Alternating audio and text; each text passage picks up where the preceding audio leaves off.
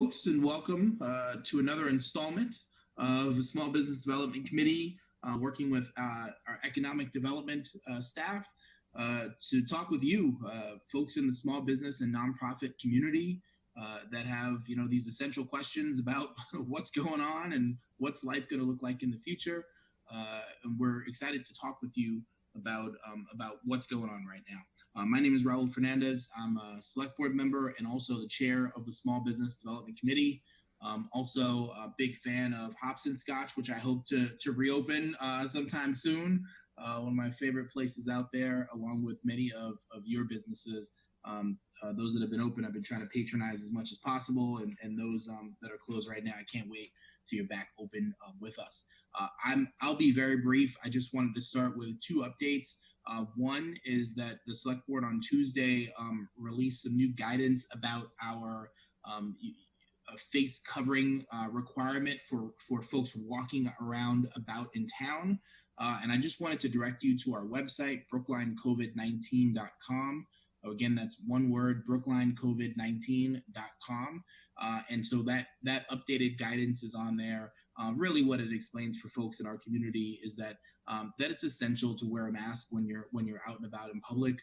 Of course, people should use their common sense. If you're, when you're in private, home alone, there's of course no reason to use a mask. But when you are out in public, it's really important that you do. Any exceptions if you're in the middle of a big old wide open field somewhere in Lars Anderson Park or something like that, just with you and your family, you wouldn't expect you to have that mask up, but you should have it on you. You don't know when folks are going to come by or anywhere near, so do make every effort to procure a mask. There's some really great folks with a group called gotmasksbrookline.com. Again, that's gotmasksbrookline.com, one word, where you can actually submit a request, and there's some really handy people in and around Brookline that are making masks and getting them to folks. So if that's something that you need, please do find them and ask. But that is a requirement now for any folks walking around about in town and in Brookline. The other thing that I wanted to mention was about the Safety Net Fund, which we continue to promote at every opportunity that we have. We're promoting it for people to support the Safety Net Fund, and we're also promoting it for people who might need the Safety Net Fund. So very briefly, what it is financial support for anyone who lives, works, or goes to school in Brookline. So in addition to Brookline residents, that is also including Brookline business owners and employees, as well as our MECO families, and it's all regardless of documentation status. They can help with support for rent, food, utilities, or other essentials. If you'd like to support the Safety Net Fund, you can go to brooklinecommunity.org. And you'll find it right there on the front page and be able to click through and help support the Safety Net Fund. If you need support from the Safety Net Fund, there's actually a number you can call, which is 617-277-8107. I just looked it up, but I realized I have that number memorized at this point. I've said it so much.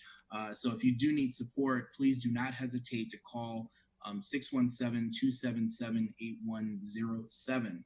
I'll also say that fund is expertly managed by the folks at the Brookline Center, and they are there not just providing those funds, but also wraparound support. So if you have other needs, please let them know about that as well. Sometime next week, we think late next week, we'll be hosting a virtual town hall focused specifically on the Safety Net Fund, where we can talk a lot more about it in depth, tell some really great stories about the folks that have already been helped by this fund, and encourage other folks to give and to call if they do need support.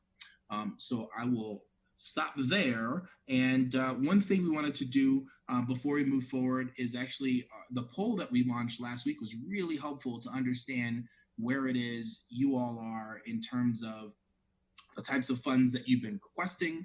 And, there are all these different funds out there right now, but also whether or not you're actually receiving funds that you've requested. And so what we wanted to do was just to launch that poll once again. I'm launching it right now. And folks at home that aren't on Zoom and may not be able to see this, I'll make sure that I sort of talk through this. But if everybody that's on right now can complete this poll once again, and so for folks at home, there's just 5 quick questions. One is, which state or federal small business programs have you applied for or plan on applying for?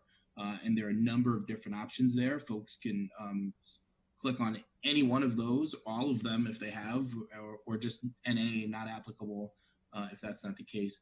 And then the second question is, of all those programs, have you received funding from any of them? And please let us know that as well. The third question is, did you have any trouble applying for the Paycheck Protection Program? And of course, there'll be more information from Karen and Meredith in just a little bit about the most recent bill to pass Congress. But and then the fourth question is, are any of your employees currently collecting or in the process of collecting unemployment benefits? And then the very final question is, have you sought relief or assistance from any of the following: your landlord, a bank or lender, your utility companies, or none at all? So we'll give just another minute for folks that are on right now to complete that. And panelists, Small Business Development Committee members, if this applies to you, please be sure to complete that as well. Just a little bit to do that.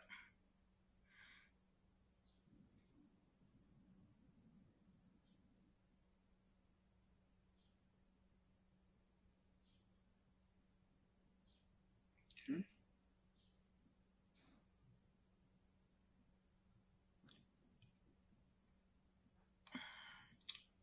So I'll tell you what I'm looking at so far for everyone at home. It looks like in that first question, in terms of which programs folks have applied to, 5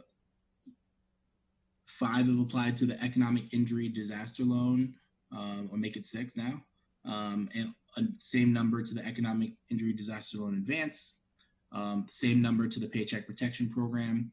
In terms of those who have received funding from half of those from that advance program, another half from the Paycheck Protection Program. So there are folks that have applied that are still waiting on funding is what I'm seeing here. In terms of any trouble applying for the program, 4 say yes, 3 say no, doesn't apply to one other. Any employees currently collecting in the process of applying for unemployment benefits, 3 yes, 4 no. And have you sought relief from any of the following: 4 from their landlord, 1 from a bank or lender, 2 from their utility companies. All right. So we're going to end this poll now. Thank you for participating. I think, Meredith, you've captured this information. She's muted, but I think she says yes. All right. So I'm ending the poll now. And I believe, is it Meredith? Take it away. I think I'm going next. Oh, yeah. Kara, please take it away. So allow me to introduce, you know her, you love her, Kara Bruton, our Director of Economic Development here in Brooklyn. Good morning, everybody. I will also try to be brief. We wanted to spend most of this time with you, talking to each other and asking questions for us. But real quickly, I'll just run down. Last week, after last week's virtual town hall, the Paycheck Protection Program and Economic Injury Disaster Loan application portals were closed due to lack of funding. We heard stories that some businesses, bankers, when they were not able to help them at the last minute, recommended third-party lending brokers, which I didn't know about until earlier this week.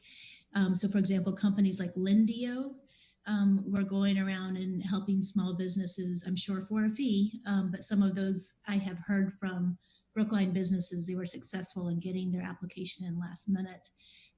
We have heard that, well, the Senate approved another stimulus bill that includes replenishing funding for the Paycheck Protection Program and the EIDL loan. The House is expected to approve the bill this afternoon. And this time around, of the $310 billion for the Paycheck Protection, $60 billion has been set aside for small, mid-sized, and community lenders, and another $60 billion set aside for the EIDL. We're hearing that the application portals for these programs will reopen shortly after the bill receives the president's signature. We're hearing that's likely to be Friday. I have heard from some business groups that they expect that funding will immediately dry up again with applications that were complete but didn't get the last source of funding. So I'm frankly not very optimistic about this second wave of funding coming through for those of you that have not yet sent in your application. But I do encourage you to reach out to your lender or to one of the community lenders on the SBA webpage and get their advice directly. We have heard significant information on all different levels from media, from regional economic development agencies, from other states, that the winners of those programs were the largest businesses, the businesses that had loans with banks, and those that did not get into the program were the smaller businesses and businesses that did not have either a formal banking relationship at all with a bank or just happened to not need a commercial line of credit, and they were shut down from even being able to enter an application. So that's not good. What I do want to tell you is that groups across the state are trying to figure out, as other resources become available, how to keep that in mind. And so I'm going to turn to the community development block grant funding that I was telling you a little bit about last week. We are still putting together the details for that. We have to do some advertising, which is happening this week. And the select board will need to vote on that. There's an allocation of about 800,000, I wish it was 800 million, 800,000 that's coming to the town of Brookline. We anticipate most of that will be to help places like the food bank and other service providers in Brookline, but we are hoping that somewhere around 100 to 200,000 will be available for our small businesses. This is why I started asking questions about low-income households a couple weeks ago. I followed up in the last week or so with different profiles of businesses, trying to get an idea of what they need, whether they would qualify for different federal standards, how many employees they have, what their annual revenue is. And that just gives me a sense of how we can kind of bookend a program that works well for Brookline. It is likely, but nothing is set in stone, it is likely that these will be rolling deadlines so that we can ensure that we're reaching out to all businesses as fairly as we can, meaning like once a week or or once every 2 weeks, we would have kind of a mini deadline and make some grants and then push everybody else out for the next 2 weeks. We're leaning towards grants, not loans, because we've heard loud and clear that businesses don't need more debt at this point, especially when we don't know when we're going to reopen. We're likely to ask that those grants, they will be grants, but we're likely going to ask people that apply to sign, and this is totally volunteer, but we found the facade loan works really well with our businesses that care for each other. This would basically be a grant, but we would ask that anybody that applies, just look at their finances 3 months, 6 months, a year from now, and consider whether or not they could make a donation back to the revolving fund. So it's a grant, it's on your own, but we're kind of adding hey, see if you can help other businesses a couple months from now. Those grants will likely be in the $5,000 to $15,000 range, because we know we're not going to have enough to meet all of the needs of our businesses, but we want to try to get the funding out quickly. We will be announcing this on the Business News email blast. So if you haven't been getting the Business News blast emails from us, maybe once a week or so, please make sure you're on that list, or you can call Meredith and I and we can walk you through how to do that. I also wanted to remind you, we talked about this last week, that the select board last week adopted deferral of payments on real estate, personal property, motor vehicle, excise, water, sewer, and trash bills for any bill that was due on or after March 10th. And those will not be, the payments will not see any late fees if they are paid before June 30th. That's an important piece that you can use when you're talking to your landlord if they happen to not know about that. Maybe they're out of town and aren't aware that Brookline voted that in. And that information is on the finance department's webpage on the town of Brookline.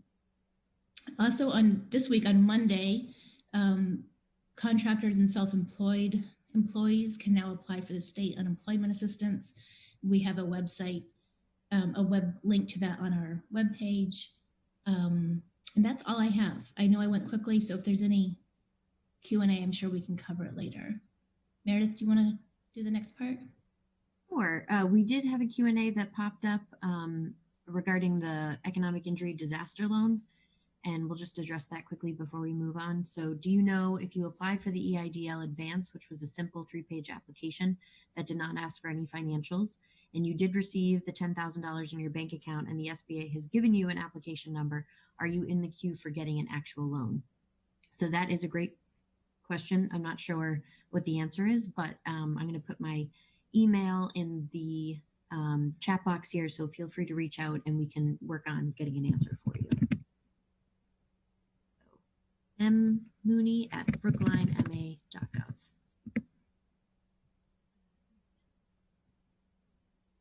Okay, so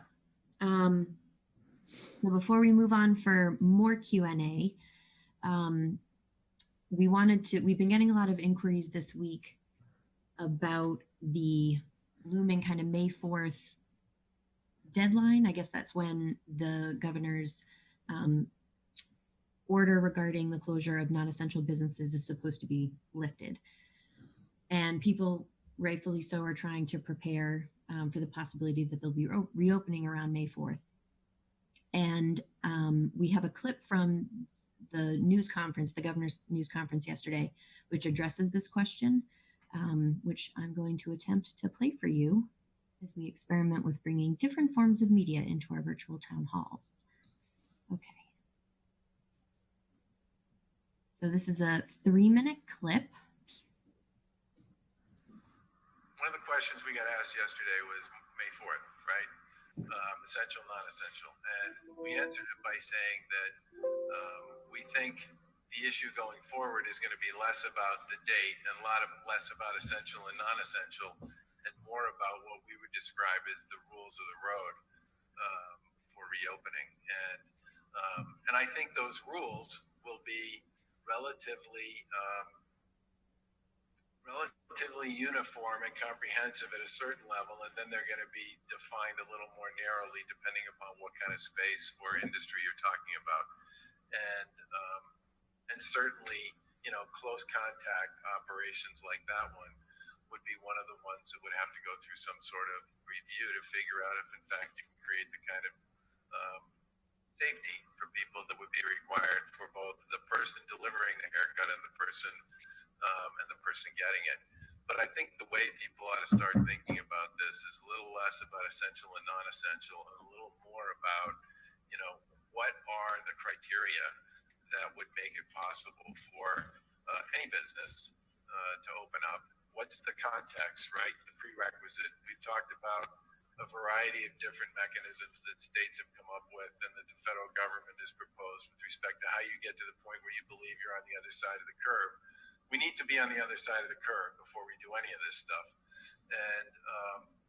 And then the question becomes, what are going to be the rules? How are they going to work? But I don't think the go forward is going to be an essential versus non-essential. It's going to be, these are the kinds of things people need to do to actually be able to start thinking about opening up. And maybe some people can do them and some people can't. But that's the way I think we're thinking about this, and I would urge others to think about it as well. Because it's not. Would you look at that one, allowing one person in? Well, I talked to first of all, we're not going to do that until we get over the hump on the surge, period. Okay? That's, no one anywhere in the world, much less in the United States, has suggested that it's a good idea to get into the business of giving up on distancing and the stay-at-home advisories and all the rest until you get to the other side of the surge. So that's point number one. Point number two is there will be guidance, and in some cases probably pretty forceful guidance around what the rules should look like. And then within that, people are going to have to figure out if they can comply with it. Okay, so key takeaways from my perspective based on the governor's remarks is that, and maybe a little bit later on in the press conference, he alluded to the fact that he's planning on putting together some sort of a task force that's going to develop the strategy for how we'll reopen the economy, similar to what New Hampshire announced yesterday. And then that task force will be compiling a set of requirements or guidance that businesses will need to follow in order to reopen their businesses. And given the fact that we're probably going to be referencing this common set of criteria, I think going forward, when we're thinking about a reopening scenario, it's probably less reliant on the current categories we have of essential versus non-essential. And based on kind of the way he was talking, really trying to maintain focus on, we're still in the midst of the surge in Massachusetts, and we have to keep our eye on the public health crisis that we're facing. The sense is, and we've seen it reported in the media as well, that there will probably be some sort of an extension of that current May 4th endpoint. But we're not sure. That hasn't been confirmed yet, but that's just kind of in setting expectations with our local businesses. That's where we're at. I think it's also an assumption that we'll probably receive guidance from the state level, and then Brookline Public Health officials will implement that. We're working on bringing Pat Maloney back from our health department to participate in upcoming virtual town halls, maybe next week. We're still looking to confirm. He obviously has a lot on his plate right now, to help talk through, what you can expect as you're thinking through how you're going to reopen your business. So what we would really like to do with the remaining time is to answer any questions that you have.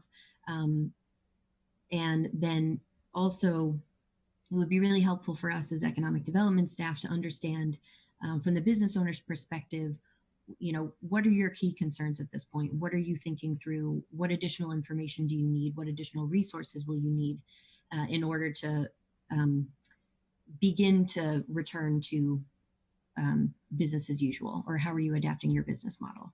So we're happy to, if you want to use the raise your hand feature for people who are attending today, we can give you the opportunity to make some comments.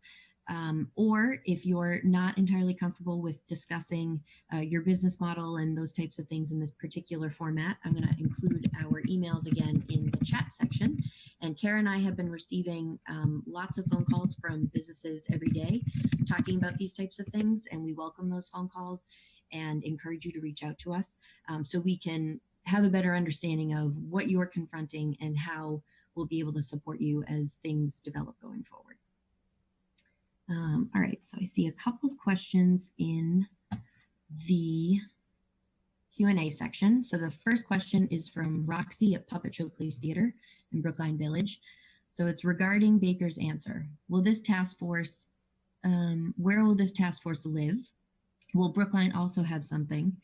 When is this guidance coming? Can we as businesses participate in conversations to formulate these? For example, adding perspective on businesses that mostly deal with kids. It seems like a lot of mystery for a date that is coming next week.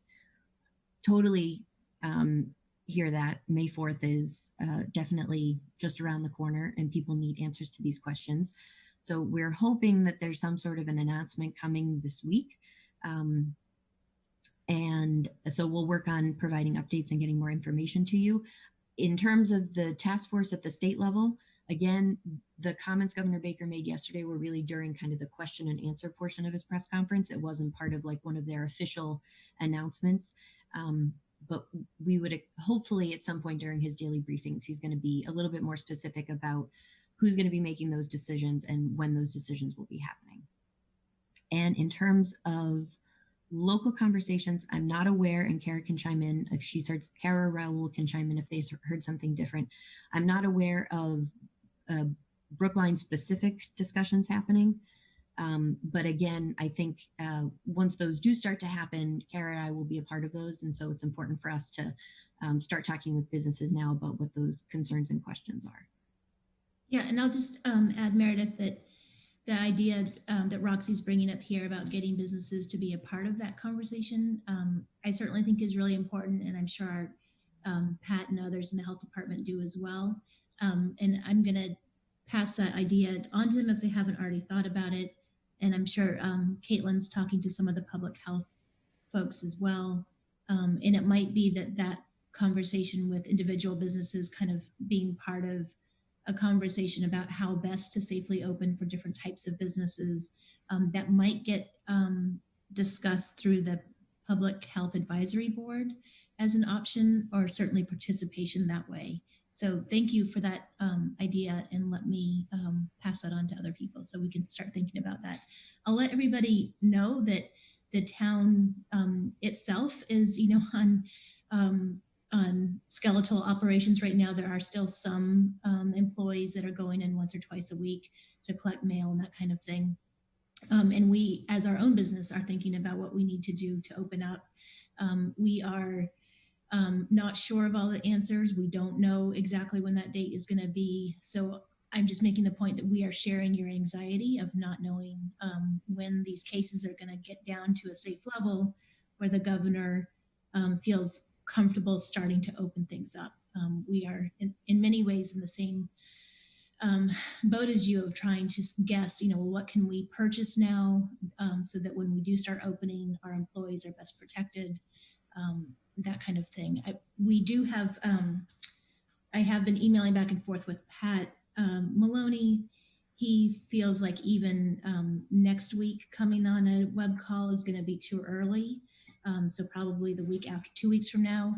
And to me, that's a signal that it's likely that the May 4th date is going to be extended by the governor. We don't know anything specific, but I don't think it's going to be, unfortunately, I don't think it's going to be May 4th when things are fully open.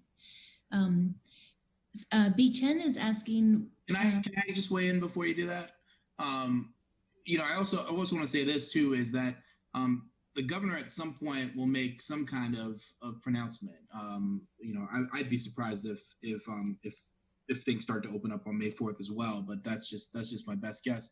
What I can say is that that there are individual municipalities will also need to make decisions as part of this too. You can imagine where there have been hotspots in Chelsea and Brockton, that even if things open up in other areas of the state, that they might be more reticent to start to open up at the same pace, right? And at the local level, we in Brookline are going to need to make some decisions and balance all of the rightful concerns that our business and nonprofit community has, and include as part of that balance public safety. So just know that that's something that yes, we are going to be discussing at a local level too. There is also the matter of our ability to conduct inspections and to have enough staff, as Kara mentioned before, to make sure that that when business is open, we can also be able to conduct the proper number of inspections to make sure that that everything is done following whatever guidelines are issued at that time at the state level and also locally. So I just want to make sure to caution everyone that this is going to be a process. It's going to take some time, and that at the local level we're going to need to weigh in as well.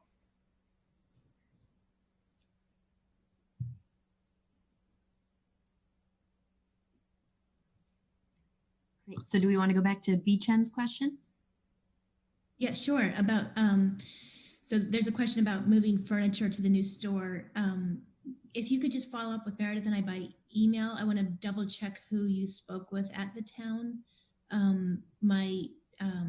Yeah, we should do that offline by email.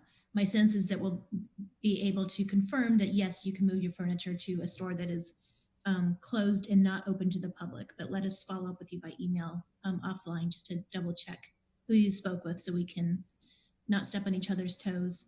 And then Jen from Lamora is asking about why the U.S. Chamber grant does not include zip code 02445. I think that is a very vexing piece of that grant as well. So the U.S. Chamber grant that we announced last Sunday was, great. It kind of opened up immediately, and it looks like what they are using is some federal or kind of U.S.-wide economic indicator of how distressed communities are. And unlike other government-based programs, the index that they're using is based on zip code, not on census block. And we are guessing that is because it's just easier for the U.S. Chamber to administer. When you look at the map of the zip code of 02445, it does include, it kind of includes the southern, most of Brookline Village, and then it goes kind of southwest, and it includes those neighborhoods that are like south of the reservoir, south of Route 9. And so you can imagine where the it's based on household indicators, how that gets skewed to not be considered a distressed zip code.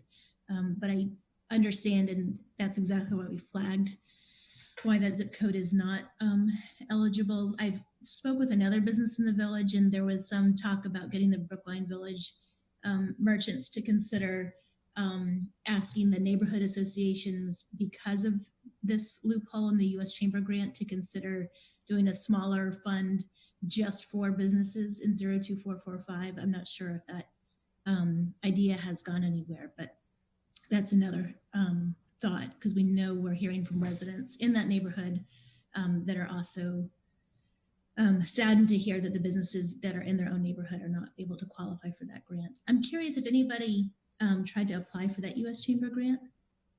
I don't know if we can, how we would get that, maybe through Q&A. Yeah, do you want to raise your hands if you applied for it?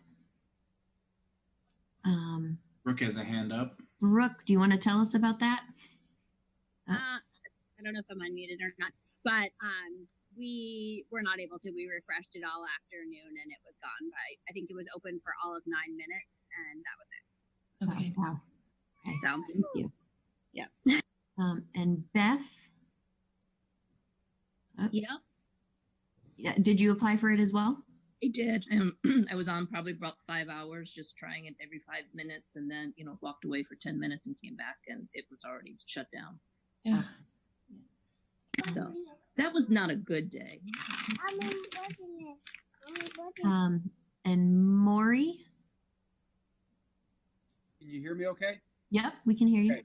Yeah, I had the same problem. I just went on, they said they were overbooked, and then I did it all day. I just guess I never tried to go online to go to a concert, so I didn't know how to play this game. I mean, it was crazy. I mean, it's down, it's out. What did they think when they thought that they're going to put it online at one time for the whole country to go there, and it wouldn't be so crazy? So I was really disappointed. Yeah, that's very frustrating. Right. Okay, so going back to the Q&A section. So Roxy from Puppet Show Police Theater. In Brookline, there is a directive to different municipal departments who have contracts with local businesses to try to maintain those contracts. For example, the library is working with us to schedule performances for virtual platforms, so they can't do in-person programming. We also have enrichment youth programs planned with Peer School and Brookline Adult Community and Education in August. We'd love to work creatively in partnership with these entities to continue to work if the town allows it. So I'm going to let Kara respond to that. I think this might be something Raul might want to speak with his other select board members about and take that idea to them. I think it's an interesting idea. I know that what I can share as a staff person is that there have been some furloughs that have already, some folks have been already laid off, part-time workers in the rec department, which, is probably not a surprise to most of you here. It could be that as our own town budget is certainly significantly reduced, there may be more of a need to outsource some services rather than in person. So I think I thank you for that question. I don't know if Raul has other things to add, but I will, I can also take this question to one of the school committee folks. No, only that it's an excellent question. I was already copying it and putting it into an email so I can ask our town administrator about this. I think it's an excellent question, and to the extent that we're able, that's one of the ways that we can help support local businesses is engaging in this kind of contracting. So I'll see if that is a directive that's already out there, if that's something that we can discuss either as a board or simply Mel as our town administrator can put into place if possible. I do know that of course there are significant strains on our budget as a result of COVID, as you might expect. We're not collecting parking meter fees at this point. There are lots of other fees that aren't being collected as a result of all this. So, and at the same time, we need to provide as best we can the same level of municipal services that we're used to. I don't know what our next budget's going to look like. Our town administrator is currently working on that, and then of course, town meeting will have the ultimate say on that. So more to come related to the budget, but I will try to get a direct answer on this if I can. And Roxy, I will add that this is the time of year where we're actually, scrambling to make sure that we have any contracts that are open tied up. So just from a business perspective, I would recommend reaching out to the library. I'm sure you are, but knowing that June 30th is the end of our fiscal year, and any kind of open purchase orders and that kind of thing need to be dealt with in the coming 4 weeks or so. Now is a great time to see if you can at least lock in any funding that you thought might be coming that would be paid between now and June 30th, even if it's kind of a little bit ahead of some kind of summer programming. Yeah. And so I'll just repeat, Roxy's adding here in the Q&A that in the world of town budgets, that these small contracts are very tiny, but have a huge impact on their ability to retain staff and artists. Absolutely. Yeah. Great. So we still have about 20 minutes left. If people have additional questions, feel free to pop them in the Q&A box. Or if you have a comment related about to our discussion today, feel free to raise your hand and we'd love to hear from you. We really want these to be, we're planning on holding these virtual town halls at 9 a.m. every Thursday for the foreseeable future. We really want them to be relevant and valuable to you. So even if you have some thoughts about things that you would like us to discuss here, we really welcome and want your feedback. So got a couple more questions coming in. Yeah, so I'll take Beth's question. Beth is asking about, well, she's making the point that guidelines are critical to be able to reopen, including training staff, but also educating customers to comply, and that's going to be more challenging. I can tell you that our health department is dealing with that already in grocery stores and other essential businesses that are open. And us, I don't have a specific answer except that they are trying to figure that out. As an example, the farmer's market is supposed to be opening up in a couple of weeks, right? If you think of that as an outdoor grocery store, it is certainly providing food to the local residents. And that is a venue where we have, all of us have witnessed some customers be very, not care about what the rules are, not care about, the kind of elbowing in because it's more of a market than a grocery store. And just culturally, it's a little bit more unruly than how you see customers in a grocery store. So that is an example of something that they are already working on, trying to think how to safely open up the farmer's market when it makes sense to do so, but probably needing to hire, in that case, extra market managers, probably speaking different languages so that everybody's following the same social norms. When we get more information, Beth will let you know. Yeah. No, I'll just add to that, making this more challenging right now, our challenge has been communicating primarily with our own community within Brookline. When things start to open up, we will, and we hope to see many people coming back to our commercial areas that aren't from Brookline or don't live in Brookline. And that makes it even more challenging to make sure that people who don't get our normal communications know what the rules and regulations specifically are here, to the extent that we have any that are different than the state. So that's going to be a significant challenge, and we'll certainly need your help to, I'm sure guidelines will be written out and posted, but your help in making sure folks comply will be appreciated.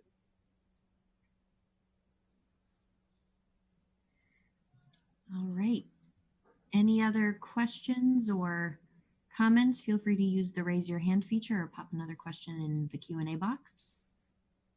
Just give a couple more seconds for people.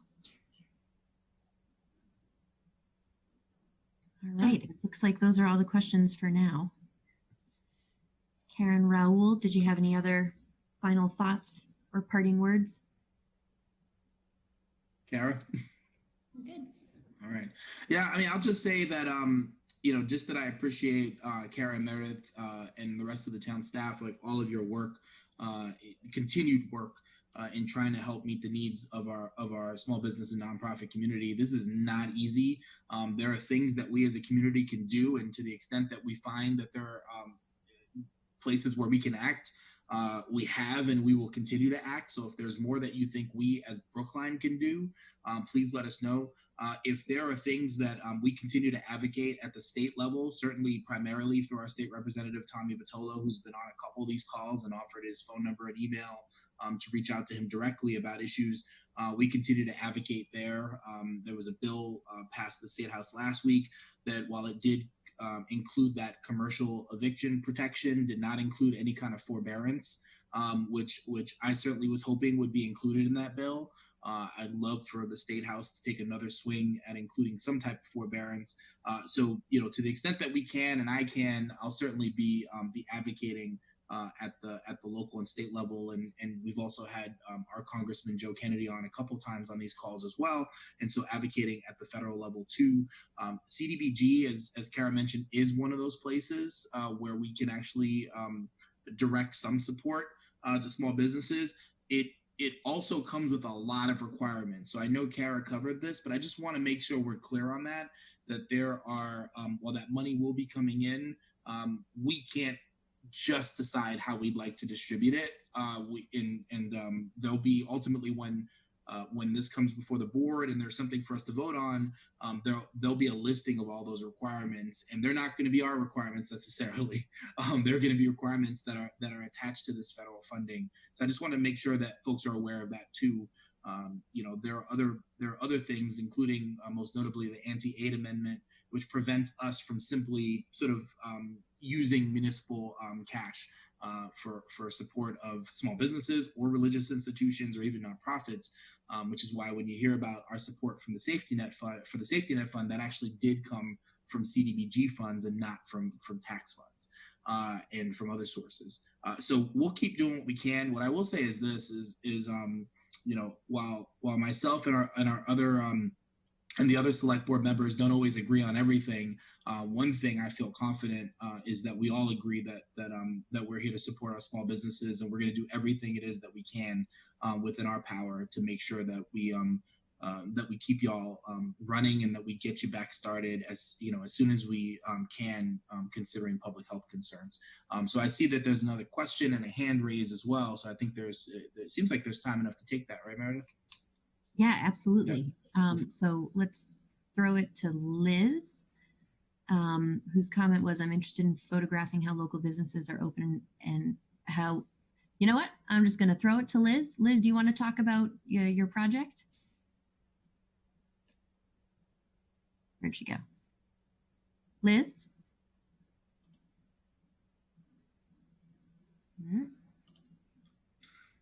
Nope. Yeah. Okay. Hi, Liz. Hi. So I'm refining a project that's very Brookline centric, and I'm interested in understanding who's open and photographing any business that's open on any level, just understanding how they're adapting. And so if you're interested in this, I'd say email me or contact me. Best email is studio@lizlinder.com, and looking to photograph essential workers, but also workers. I mean, we're as small businesses, especially, we have been essential to the well-being of the community, and I'm interested in just chronicling what's here, what's happening right now. I'll have more details next week. I'm developing the frame around it, but I'm open to just capturing images and sharing them with people. Great, thank you. And I'm going to put Liz's comment and email in the chat as well, and you can contact her at studio@lizlinder.com. You've already got one taker. It looks like Inner Space is in, Liz. Oh, thanks. Yeah, that's great. Thank you, Liz. All right.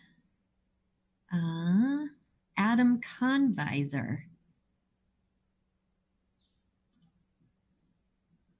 Adam? I'm here.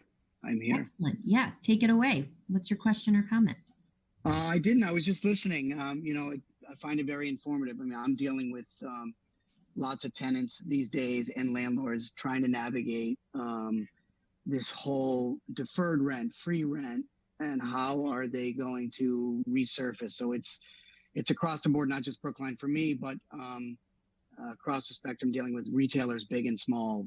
So it's really interesting to see how some people are playing it. Even tenants that are open for business and doing well, trying to take advantage of the situation. And then you have some of the good guys that can afford to pay their rent and maybe close and are continuing to pay their rent. So it's really interesting to see how everyone's treating it differently. But I think when we get out of this, people are going to remember how others behaved. Mm-hmm. And that's really important.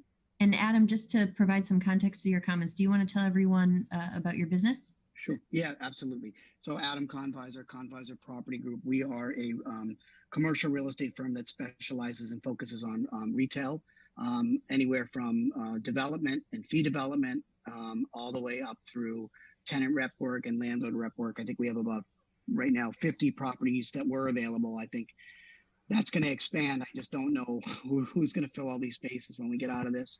Mm-hmm. But it's really interesting to see. My days are absolutely packed. I don't know if I'm basically trying to help anyone I can navigate where we are and trying to figure out how we all pivot and come out of this and get stronger. But it's really, it's a very disturbing time, I'm sure, for everyone that's here, and just the unknowns are the really difficult thing. Absolutely.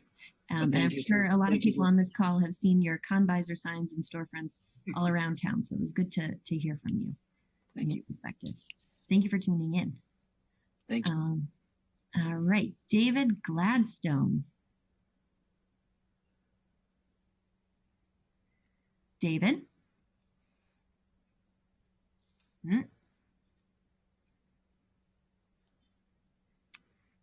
I'm having trouble unmuting David. Same. Mysterious. Okay, David, we would love to hear from you, but we're having some technical difficulties. I'm going to try to just promote him to panelist and see if that helps. Okay. So you may rejoin as a panelist.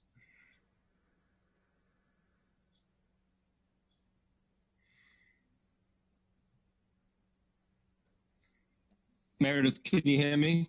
There you go. I can hear you now, David. So okay. David from Good. Brookline. I'm sorry, I was muted. Technical difficulties. I wanted to offer any and all assistance to anyone that has questions about PPP.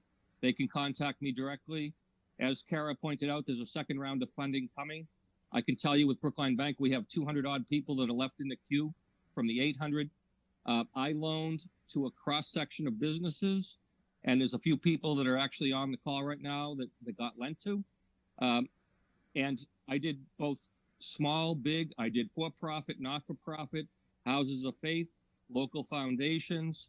And of the 100 applications I took over the last 2 weeks, 50 of them are in the process of getting funded if they aren't already funded. And there are a few people that are actually still in the queue. Our confidence is that once the government opens up the e-trans system for data entry, we should be able to get everyone that's left in it. And that's what I wanted to give you the update on. David, and this is David Gladstone with Brookline Bank. David, how can folks reach you? They can call me on my cell, 617-835-8372, or they can email me, D as in David, Gladstone, Gladstone, at brkl.com.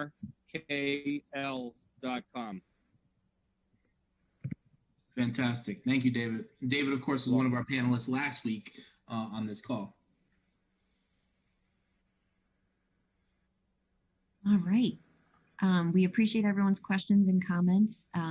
Again, if you have any suggestions or requests for upcoming virtual town hall topics or activities, please let us know. And Raul, I'll give it back to you. No, thanks a lot. If it's Thursday at 9 a.m., it's one of these calls. So please continue to join us. I think, I certainly hope that these have been helpful. I think this is our 6th now that we've done. Wow. I hope these have been helpful for you. It's certainly helpful for us to understand the unique pressures that you all are under, so that we can make decisions and then advocate for the kinds of legislation that we know you need. So please keep the lines of communication open, even between those calls. Thanks so much.